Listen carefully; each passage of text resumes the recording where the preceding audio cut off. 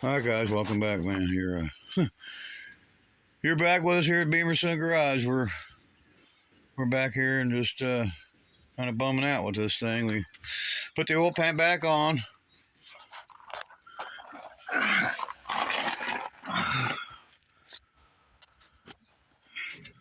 Had to remove the center link. And there's the oil pan back on.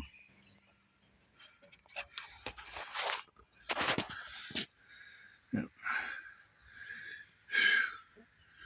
We had to remove the center link too, so we had to take a tie rod off, a stabilizer, or actually an idler arm, pivot arm, and drop that whole center link down.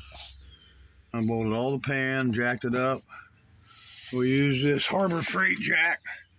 It's made for, I think, automatics actually, to hold it all up there.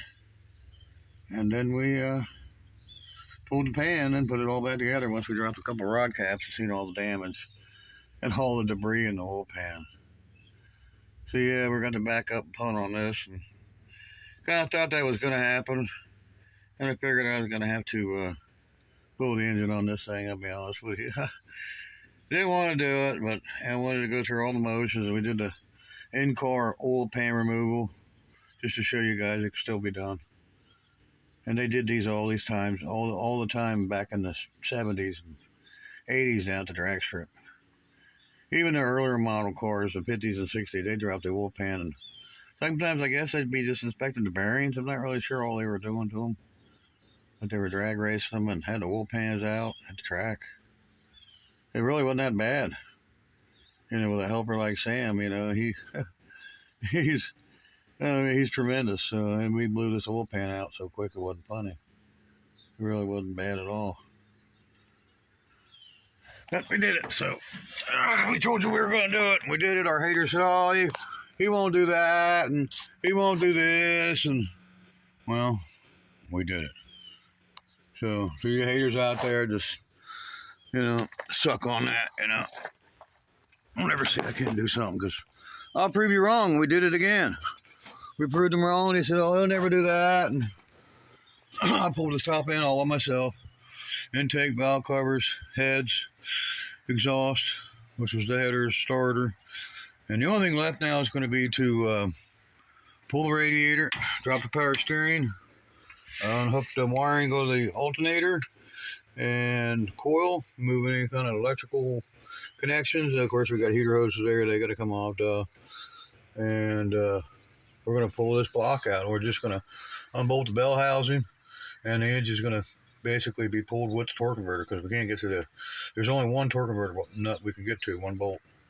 Can't get to the other one, so we're going to have to pull the whole shebang out with the torque converter, and hopefully can get to them 3 other bolts and get that torque converter unbolted from that 440 and put back in the transmission. And then we're going to have to back up and pump. We're going to go out here and figure out we're going to either use one of these 2 440s we have, which is one's in a motorhome full size, the other one's like a small mid-size band style motorhome, which is 78, and the other one's an 81 440. And then I got a 69 383 shoved down in a 73 Challenger, so we might use that engine. So we got 3 different engines to choose from. We got 3 different power plants. We're not out by any means, we knew we were, going to have to probably go that route, and that's why we were collecting those engines. Actually, I was trying to collect an additional big block Chrysler, which was another 440, and Sam got it.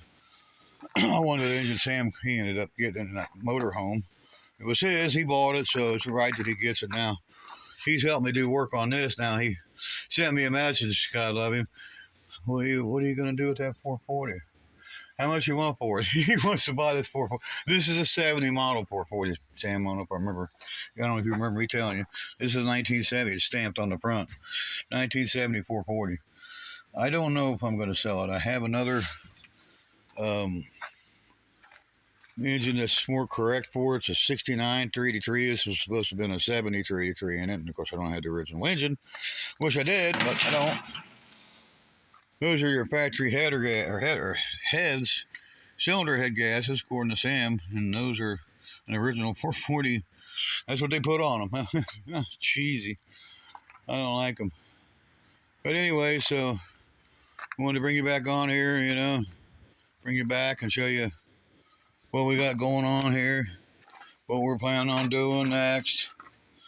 We're going to have to really dig deep for this, for the next, because we're going to have to push this car back all the way up against the motorhome, unbolt the transmission, unbolt the power steering, unbolt anything that needs unbolted still, and then we're going to have to get the cherry picker down in between here and try to give us enough room where we can pull this out